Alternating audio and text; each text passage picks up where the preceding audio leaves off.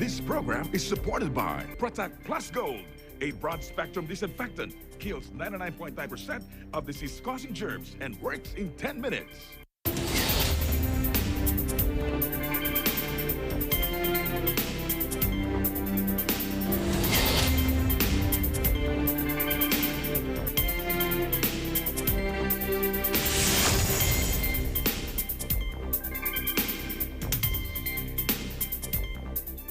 Good evening, I'm Alma Angeles, and you're watching Eagle News International. Hello, CJ. Hello, Alma, and good evening to everyone joining the broadcast. Here are tonight's headlines. A strong typhoon has slammed into the eastern Philippines, bringing high winds that caused power outages in several provinces. A 7.1 magnitude earthquake struck Mexico near the Pacific resort city of Acapulco, leaving at least one person dead and shaking buildings in the capital several hundred kilometers away. President Duterte has slammed anew the alleged politicking of members of the Senate Blue Ribbon Committee ahead of the 2022 national elections by nitpicking about his administration's COVID pandemic response efforts. And the Taliban announced their government with a UN blacklisted veteran on the hardline movement in the top role, weeks after they swept to power and toppled the US-backed president.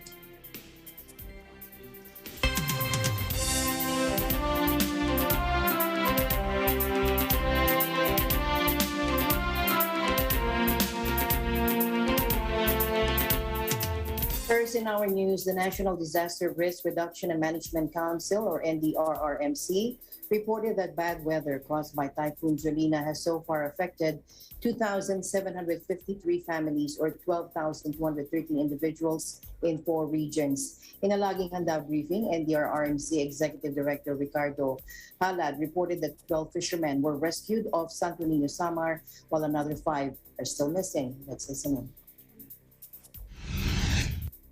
Meron pa rin tayong mga lugar na kaninang umaga ay matindi ang pagulan, and ang focus natin ngayon dito sa NDRRMC ay pagkalap ng mga reports galing sa mga regional offices ng OCD na apektado nitong bagyong Jolina, at yan naman ay nanggagaling sa ating mga local government units. So, yung as of the latest, ang report ng missing pa rin dyan sa Region 8 ay 5 mga kababayan natin na mangingisda. Meron ng na-report sila na rescue na 12 mangingisda.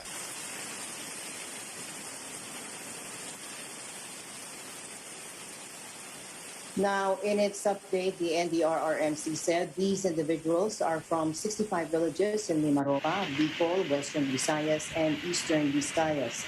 It added that 1,995 families or 8,600 individuals are being aided in 55 evacuation centers. So far, Halad said no death or injury have so far been attributed to the typhoon.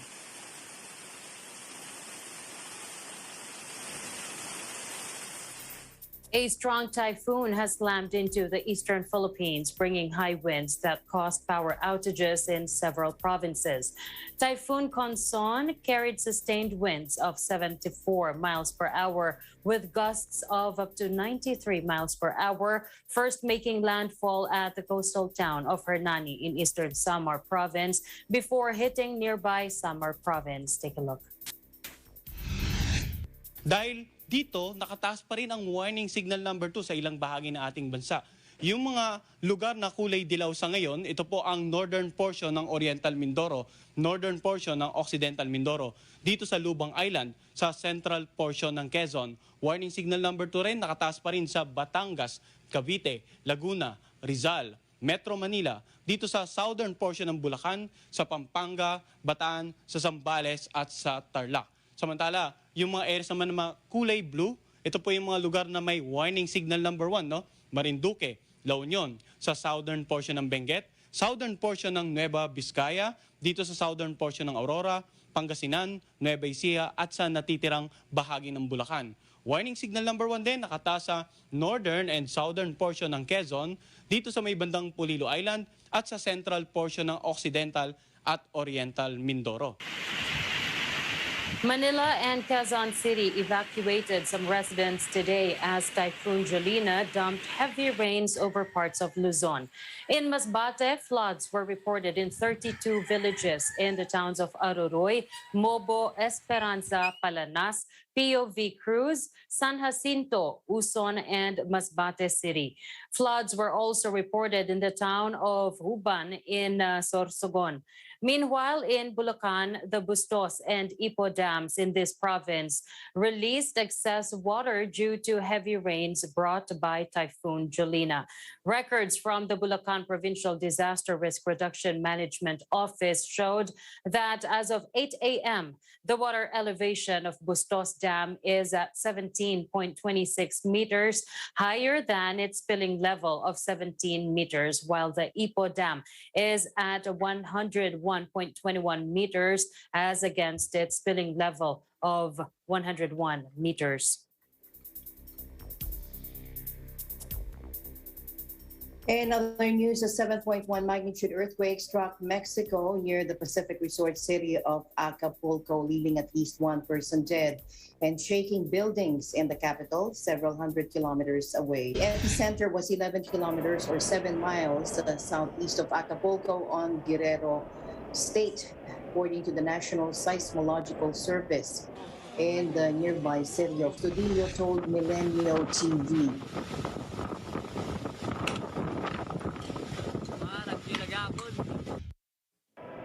But President Andres Manuel Lopez Obrador said in a video message that their utility poles and other debris fell on a number of vehicles in Acapulco, and the facade of a church also collapsed. That, according to an AFP correspondent, is 8 of magnitude 4 or above rattled nerves.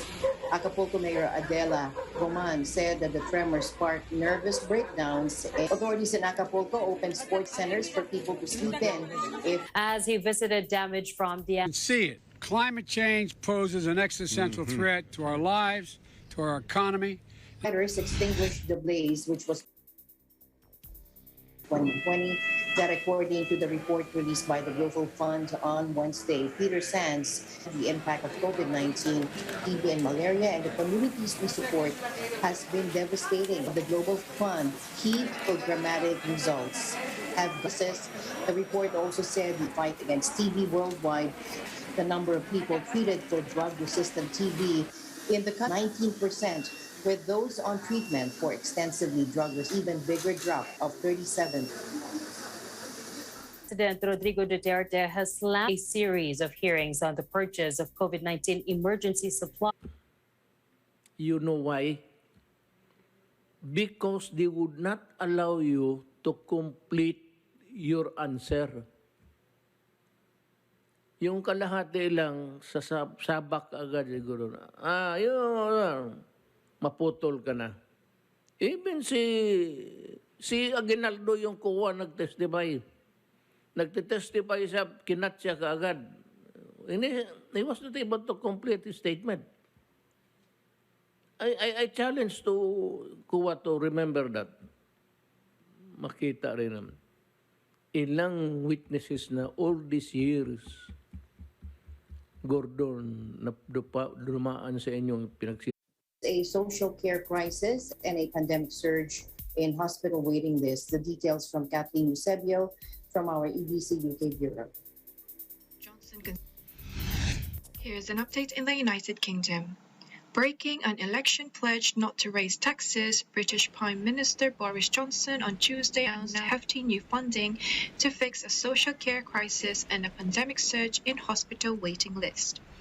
The government said the tax hike brings Britain into line with France, Germany and Japan, which have all raised social insurance levies to help care for aging populations. In that spirit, from April, we will have a new UK-wide 1.25% health and social care levy on earned income, with the money required by law to go directly to health and social care across the whole of our United Kingdom, and with dividend rates increasing by the same amount. This will raise almost 36 billion 3 years. Johnson conceded that on UK national insurance contributions and their employers violated Conservative manifesto promises in the 2019 election. There could a record backlog of 5.5 million routine procedures service, rising to 30 left unchecked. The third reason we need to raise taxes is to fund the government's vision for the future of health and social care. We can tackle not just the NHS social care safety net, we can afford the nurses' pay rise, equipment, prepare for the next pandemic, and provide one of the largest investments ever to upskill social care workers. While national insurance is paid by all UK workers except the low-paid, the government said a 1.25% levy would also be slapped on share dividends to capture the better off who rely on investments for income. Reporting from London, United Kingdom, I'm Kathleen Eusebio with Live in Interesting Times. In other news, Hong Kong police arrest Chao Tang, a barrister and one of the leaders of the Hong Kong Alliance, organizers of the city's Tiananmen Square candlelight vigil, a day after the group declared they would refuse to cooperate with a national security investigation into their activities. The alliance is being investigated under the powerful national security law that China imposed on Hong Kong to stamp out dissent after huge democracy protests broke out 2 years ago. Last month, police ordered the group to hand over financial and operational details, accusing it of working as a foreign agent. The alliance also rejected the accusation that they are foreign agents, saying they are a domestic group that campaigns for Hong Kongers. On June 4, the day of China's deadly Tiananmen Square crackdown in 1989, it organized large candlelight vigils in Hong Kong's Victoria Park that were routinely attended by tens of thousands of residents, with crowds swelling in recent years as anger intensified over how Beijing was running the city.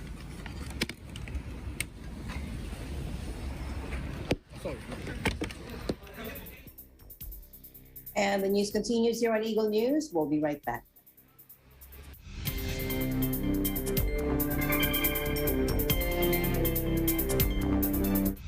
This portion is brought to you by North Luzon Express Terminal. Mula noon hanggang ngayon, gabay